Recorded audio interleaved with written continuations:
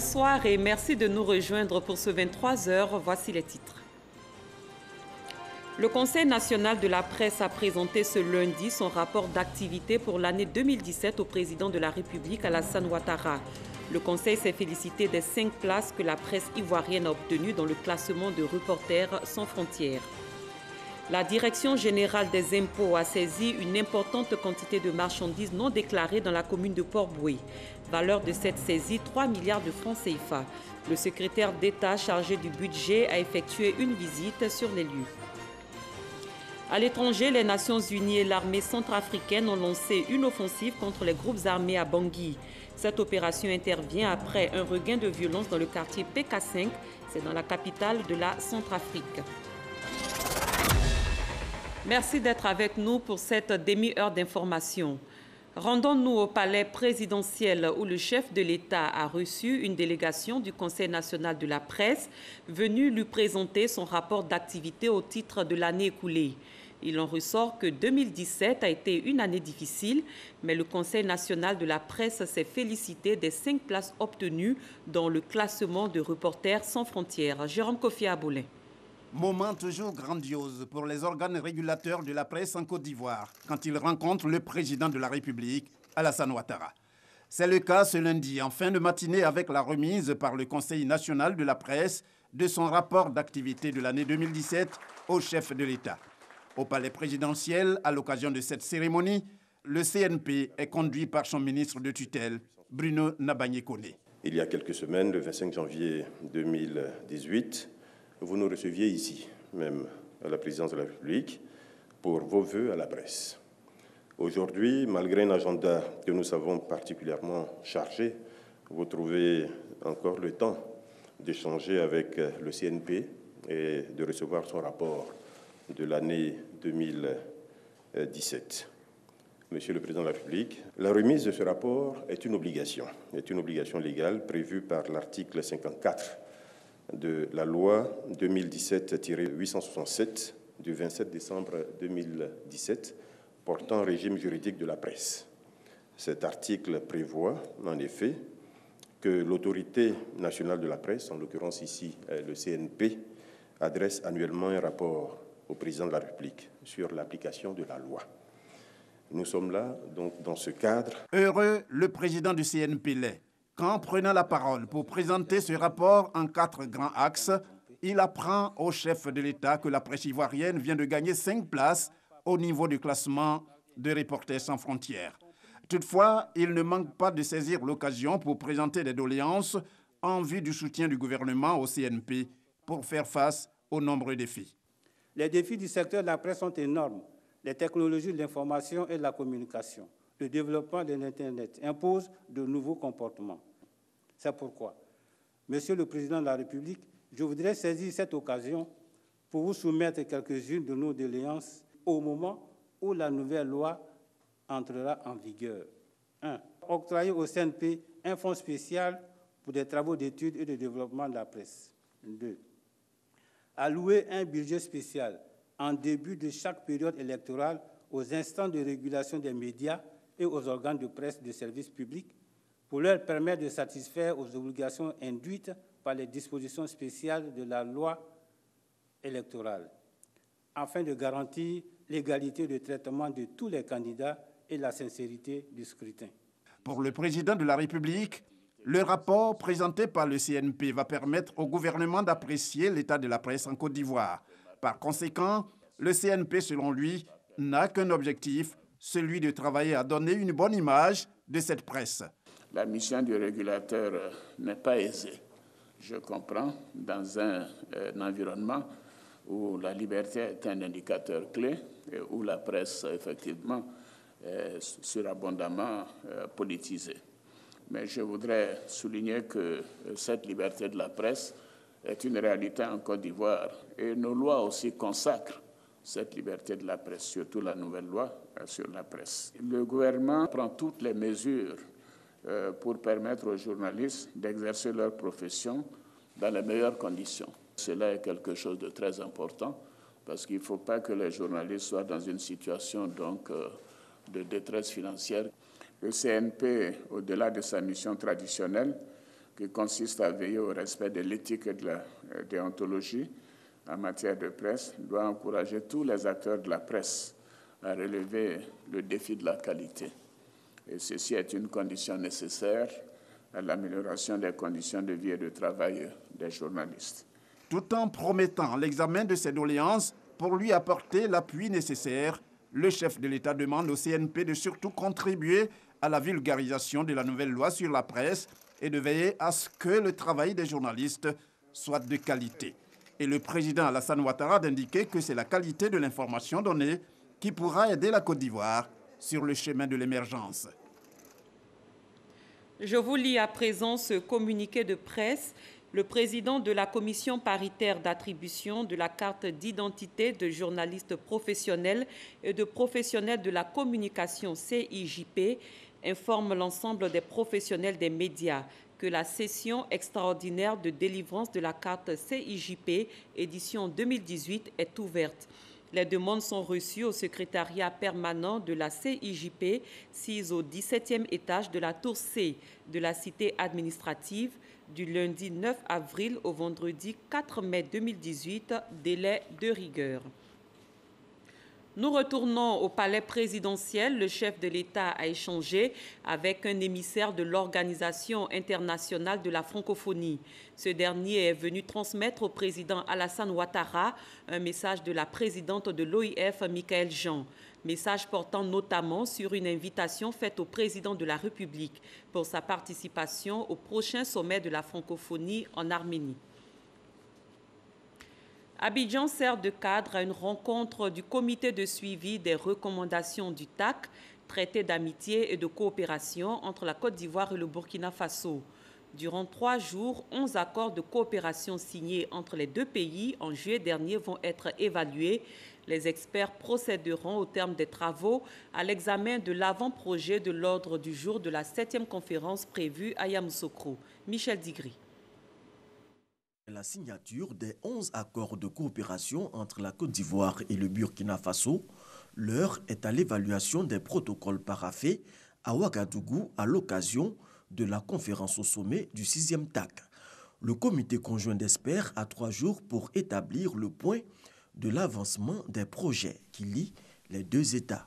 La réalisation effective des travaux de construction de l'autoroute Yamoussoukro-Ouagadougou, la réhabilitation du chemin de fer Abidjan-Ouagadougou-Kaya et son prolongement jusqu'à Tambao, l'augmentation de la fourniture d'électricité au Burkina Faso de 80 à 90 MW en 2018, la lutte contre la traite transfrontalière des enfants entre la République de Côte d'Ivoire et le Burkina Faso. Il s'agira également d'identifier les obstacles à lever pour la réalisation de ces projets et ceux qui seront signés à la faveur du prochain TAC au mois de juillet à Yamoussoukro. La fraternelle et sincère amitié qui nous unit nous invite à une évaluation sans complaisance de l'état de notre coopération depuis la 6e conférence au sommet dans un esprit de solidarité et de compréhension mutuelle. En outre, l'occasion nous est également offerte d'échanger sur les préparatifs de la 7e conférence au sommet qui se tiendra prochainement à Yamoussoukro et qui aura pour vocation de consolider davantage les acquis de notre coopération et d'explorer de nouvelles pistes de développement de nos deux pays, voire notre espace sous-régional. C'est en 2014 que les présidents des deux pays ont mis en place le comité de suivi des recommandations du TAC, un outil qui, en l'espace de 4 ans, est devenu le baromètre qui permet de jauger la vitalité de la coopération entre la Côte d'Ivoire et le Burkina Faso. Plus de 3 milliards de francs CFA, c'est la valeur d'une importante saisie de marchandises non déclarées. L'opération a été menée par la Direction générale des impôts dans la commune de Port-Boué. Informé, le secrétaire d'État chargé du budget et du portefeuille de l'État s'est rendu sur les lieux. Mamadou Kwasi. Derrière ce magasin de vente de sanitaires, situé dans la commune de Port-Boué, se trouve un important stock de matériaux de construction, entre autres des carreaux et du ciment blanc. Des marchandises non déclarées qui viennent d'être saisies par les agents des impôts. Théoriquement, ils sont autour de 200 millions de chiffres d'affaires l'an. Mais la valeur des stocks nous en dit long sur l'ampleur de l'activité. Et on a à peu près pour 500-600 millions de marchandises en stock. Informé de cette saisie, le secrétaire d'État chargé du budget du portefeuille de l'État s'est rendu sur les lieux. Accompagné du directeur général des impôts, il est venu se faire une idée du préjudice. Face à Moussa Sanogo, les responsables de cette structure plaident. Après ce site, cap sur notre entrepôt. Ici, tout paraît normal. Mais les marchandises stockées dans ces différents compartiments ne sont pas déclarées aux impôts. Une fraude sur la TVA, selon le directeur général des impôts. Il paye, mais il ne paye pas de bon impôt. Et nous, notre souhait, c'est de l'amener à payer le bon impôt. Il a 11 succursales sur l'ensemble du territoire, pour un chiffre d'affaires d'1 milliard. Et lui-même le disait tout à l'heure, pour un stock qui dépasse 1 milliard, il y a un problème. Il y a un problème. Et c'est ce que nous allons tirer au clair. Après la phase de perquisition, nos équipes vont travailler sur les documents de ce contribuable-là pour rétablir donc la réalité des faits, la réalité des opérations réalisées par le contribuable. Et en tirer naturellement toutes les conséquences fiscales en termes de redressement, mais en termes également d'amende s'il est établi qu'il y a des comportements délictueux en dehors de la fraude fiscale. En plus des marchandises non déclarées, ces responsables d'entreprise font de la fabrique d'ustensiles de cuisine sur place. Encore une activité non déclarée aux impôts. La visite des différents entrepôts a permis au secrétaire d'État en charge du budget du portefeuille de l'État de se faire une idée de l'ampleur de la situation. Ce sont plus de 3 milliards de francs CFA de préjudice subis par l'État de Côte d'Ivoire. Moussa Sanogo annonce des mesures. En la matière, les sanctions sont prévues par les différentes réglementations en vigueur et la Direction générale des impôts prendra l'ensemble des mesures afin que les versements fiscaux qui s'imposent soient appliqués et que les uns et les autres puissent venir verser à l'État ce qu'il devait faire depuis belle lurette. Aujourd'hui, plus que par le passé, l'État est vraiment déterminé à assurer la protection de l'économie nationale. Le gouvernement a décidé de prendre le taureau par les cornes, de sévir et de faire en sorte que tous ceux qui doivent payer l'impôt et le bon impôt s'en acquittent afin que nous puissions améliorer les conditions de vie de nos populations. Les responsables en charge de l'enquête ont reçu les félicitations du secrétaire d'État qui a invité les agents à plus de rigueur pour la sauvegarde de l'économie ivoirienne. L'Autorité nationale de l'aviation civile et l'AERIA ont pris part à un exercice de gestion de crise en sûreté de l'aviation. Il ressort de cette collaboration que l'aéroport international Félix Houphouët-Boigny répond aux normes de sûreté et de sécurité. Francis Boifou.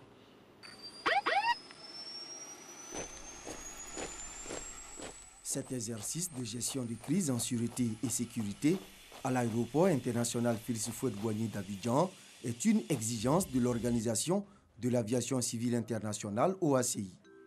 Il a permis de tester la réaction générale des différents acteurs intervenant dans le plan d'urgence de l'aéroport. Le ministre des Transports Amadou Koné et son homologue du Niger, Mahamadou Karidio, venus de Niamey pour assister à l'exercice. Dès le déclenchement de l'alerte, le comité de gestion de crise réuni au centre des opérations d'urgence a agi avec professionnalisme à la satisfaction des ministres. La simulation a débuté par une prise d'otage à bord d'un avion et l'introduction d'un colis piégé dans le hall public de l'aérogare. Elle s'est achevée par un assaut de l'unité d'intervention de la gendarmerie nationale et l'extinction d'un incendie provoqué par les terroristes. Au terme de l'exercice qui a été un succès, les experts ont noté que la Côte d'Ivoire est une destination sûre puisque l'aéroport Félix Houphouët-Boigny d'Abidjan répond aux normes internationales de sécurité et de sûreté aéroportuaire. En 2017, cet aéroport a accueilli plus de 2 millions de passagers et réalisé une hausse du trafic passager de plus de 13% par rapport à 2016. Direction la France, où s'est ouverte une rencontre dénommée African Dream 2018. C'était en présence du ministre ivoirien de la promotion de la jeunesse, de l'emploi des jeunes et du service civique Sidi Touré. Plus de 250 opérateurs économiques ouest-africains et de la diaspora, ainsi que des investisseurs français prennent part à ce rendez-vous meublé de panels, d'échanges et de partage d'expériences. Walter Amadou Ouattara. Chefs d'entreprise ivoiriennes et des pays de la sous-région ouest africaine, de la diaspora et investisseurs français rassemblés dans un même cadre pour échanger sur les thématiques locales des entreprises et renforcer les liens entre patrons de ces différentes communautés d'hommes d'affaires. Voici décliner sommairement l'ambition du forum African Dream. African Dream est un forum parti de la Côte d'Ivoire à l'initiative de jeunes Ivoiriens qui est en train de s'imposer à la sous-région ouest africaine. Il faut qu'ensemble, main dans la main, on accompagne ce forum, on accompagne cette plateforme pour faire une plateforme de référence. Après la première édition, il y a eu pas mal d'entreprises qui ont recruté pour ne pas faire de publicité. Ça a encouragé certains jeunes de la diaspora. J'en connais certains qui sont rentrés au pays pour lancer ou développer leur start-up. Le directeur général des Ivoiriens de l'extérieur encourage le concept African Dream. Il y a quand même une bonne évolution à travers toutes les consultations qui se font avec la diaspora. Nous avons un bon causé de toutes leurs préoccupations et le début de traitement de ces préoccupations a bel et bien commencé. Au niveau des préoccupations, c'est surtout la question de l'investissement et des moyens pour investir, la question de la double nationalité. En tout cas, la majeure partie des préoccupations qui nous reviennent, et je pense qu'à cela, le gouvernement a apporté des réponses régulières, constantes et qui sont cohérentes. Le ministre de la Promotion de la Jeunesse, de l'Emploi des Jeunes et du Service civique, Sidi Timoko Touré, a pris part à la cérémonie d'ouverture à laquelle il a prononcé une conférence sur la politique de l'emploi et les opportunités pour la diaspora de la Côte d'Ivoire. La communauté ivoirienne, spécifiquement en France, est composée d'environ 1 200 000 personnes. Et donc, il était important pour nous de leur présenter les différents dispositifs que nous développons à l'attention de toute la communauté ivoirienne nationale et internationale. L'investissement personnel au retour est une donnée que nous devons regarder avec beaucoup d'attention. Autant d'éléments qui nous amènent à développer des initiatives à leur attention. African Dream, plus de 250 opérateurs économiques de différents secteurs d'activité, des modèles de réussite pour la plupart, ont partagé leurs expériences. On s'intéresse à la deuxième édition du Salon international du secrétariat. Il se déroule du 9 au 14 avril 2018 ici à Abidjan. Thème retenu pour cette rencontre, secrétaire, assistance pour plus de professionnalisme. Comment accélérer la mise en œuvre des 17 objectifs de développement durable adoptés lors de l'Assemblée générale de l'ONU en septembre 2015? La question est au centre d'un séminaire de 4 jours. Il est initié par le ministère du Plan et du Développement en partenariat avec le système des Nations Unies. Justine Saïdjiki. Identifier et recenser les actions prioritaires à mener pour l'accélération de l'atteinte des 17 objectifs de développement durable en Côte d'Ivoire. Tel est le but de ce séminaire initié par le gouvernement ivoirien en partenariat avec le système des Nations Unies. Nous avons défini pour la Côte d'Ivoire les différents objectifs et les différentes cibles.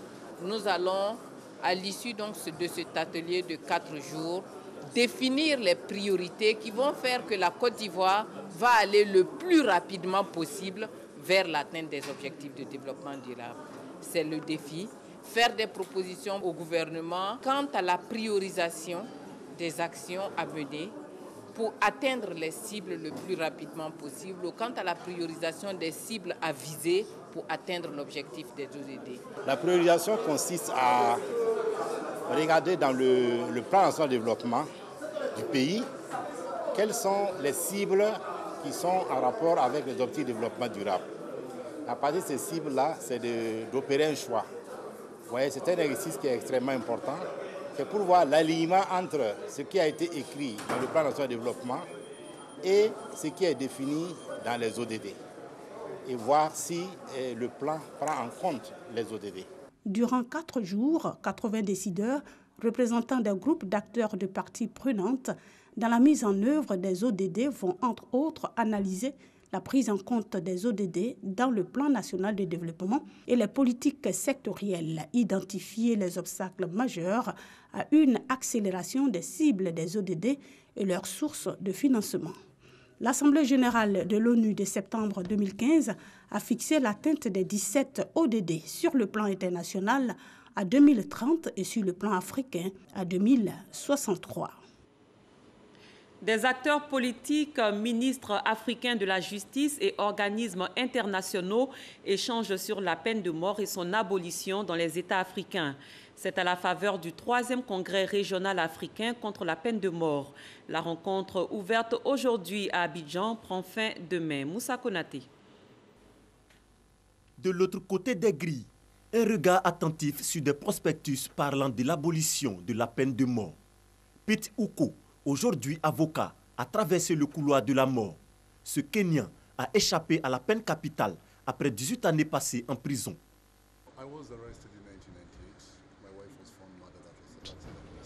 En 1998, il a été arrêté devant sa femme pour meurtre. À l'époque, le système judiciaire kényan ne fonctionnait vraiment pas. Il y avait de vrais dysfonctionnements incroyables. Et encore aujourd'hui, à l'heure actuelle, il a fait un appel et il relance une procédure pour laver son nom totalement. Et la procédure est en cours au niveau de la justice kenyane. Pete Uko est à Abidjan dans le cadre du 3e congrès régional africain contre la peine de mort. L'initiative vise à sensibiliser les décideurs à l'abolition définitive de la peine capitale en Afrique. L'abolition de la peine de mort, c'est d'abord une décision politique, un courage d'un ministre de la Justice, d'un ministre des Affaires étrangères, d'un gouvernement, d'un Premier ministre et finalement d'un président. En 2016, on a enregistré 68 exécutions et plus de 850 condamnations à mort en Afrique. 44 États africains sur 55 ne pratiquent plus la peine de mort. 19 pays dont la Côte d'Ivoire l'ont aboli pour tous les crimes. En indiquant à l'article 2 de sa Constitution que la personne humaine est sacrée, la Côte d'Ivoire rejette toute idée d'application de la peine de mort.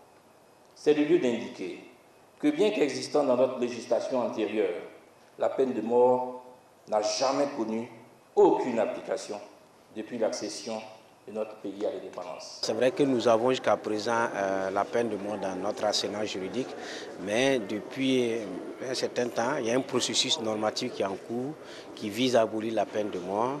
Dans le projet de constitution de la 5e République, la peine de mort est expressément interdite. Le 3e congrès régional africain contre la peine de mort réunit environ 400 personnes, acteurs politiques, organismes internationaux, membres de la société civile vont débattre de la question dans le but de faire de l'Afrique un continent abolitionniste. Un mot de santé avec le 6e séminaire national de diabétologie. Il a pour thème prévenir l'amputation chez le diabétique. La rencontre est organisée par l'association Obésité et Diabète de Côte d'Ivoire. Elle vise à renforcer les capacités des médecins, infirmiers et paramédicaux impliqués dans la prise en charge des diabétiques. Ami Sissoko. Plus de 26 diabétiques sur 100 sont amputés du pied en Côte d'Ivoire suite à des complications. Parmi ces complications, la mauvaise circulation sanguine qui touche en premier les pieds.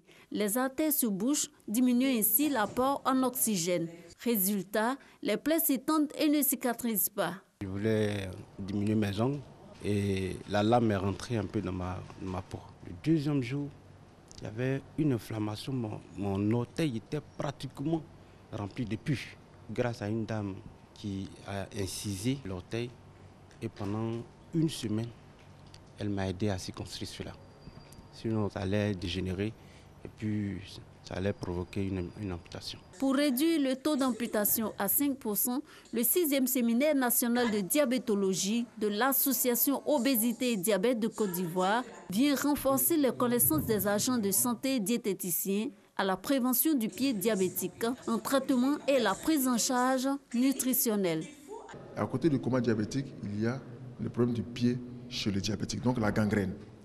Et cette gangrène avait une prévalence de près de 40% avant pratiquement en 2011, mais grâce aux actions de sensibilisation, de dépistage de proximité et de traitement de ces lésions de façon précoce, nous sommes en train de contribuer à réduire cette complication qui est très grave, mais qui est surtout qui est très coûteuse.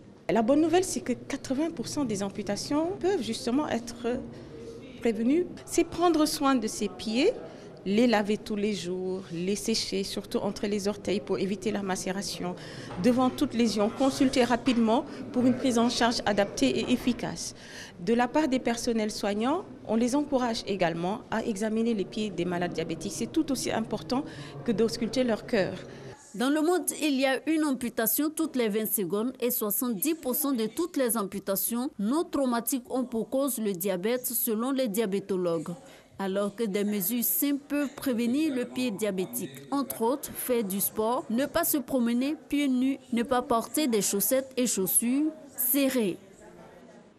Mettons le cap sur la localité de Maranama dans le département de Kouto où le ministre de la Communication, de l'Économie numérique et de la Poste a installé le nouveau chef de village. Bruno Nabanye-Kone a également procédé à l'installation de la première infirmière du dispensaire de Gbema dans le département de Bundiali. Léon Brou. Voici le dispensaire de Gbemou à 20 km de Bundiali sur l'axe menant à Séguéla. L'infrastructure réalisée sur le financement conjoint des populations et du Conseil régional de la Bagoué a ouvert il y a seulement 4 mois, mais que de difficultés. Tout n'est pas en place. Souvent, il y a 2 femmes ou bien 3 femmes qui accouchent en même temps. On ne sait pas comment faire. On est obligé de mettre d'autres pâtés. Le dispensaire du village a besoin d'équipements. Résumé des doléances des populations à l'endroit du ministre Bruno Nabanye-Kone. Le parrain de l'installation officielle de la première infirmière de Gbemou promet son appui au règlement de ces difficultés et encourage à l'union et à la solidarité. Même message à Maranama, dans la sous-préfecture de Kolia. Ici, le porte-parole du gouvernement est parrain de l'intronisation du chef du village. C'est à vous de comprendre désormais que c'est lui qui est devant. Sa parole doit être respectée. Lui-même doit être respecté. Et c'est à vous de lui donner la force du chef. Cet appel comme une mise en garde parce que la contestation de l'autorité coutumière est monnaie courante dans la région de la Bagoué et Maranama est une illustration. Le consensus autour de Kone Kilokele, le nouveau chef de ce village, a été obtenu après contestation de ses 4 prédécesseurs. L'actualité en bref dans le monde nous conduit dans un premier temps en Centrafrique où les Nations Unies et l'armée centrafricaine ont lancé une offensive contre les groupes armés dans un quartier de Bangui. Alexis Ouedraogo.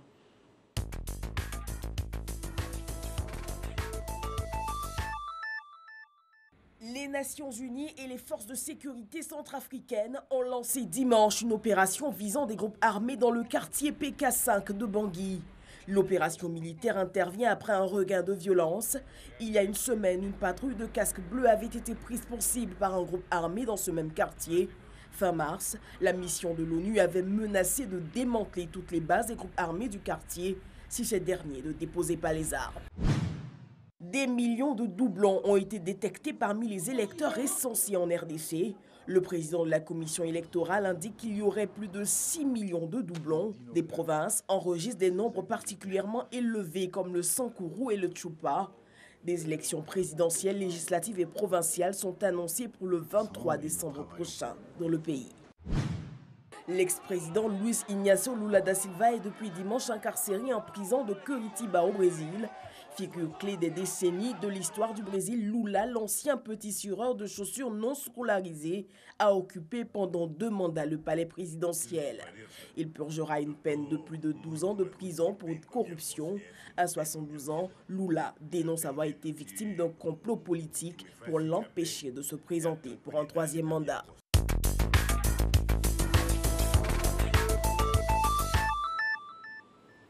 Fin de cette édition. Merci de votre fidélité. Excellente fin de soirée. À très bientôt.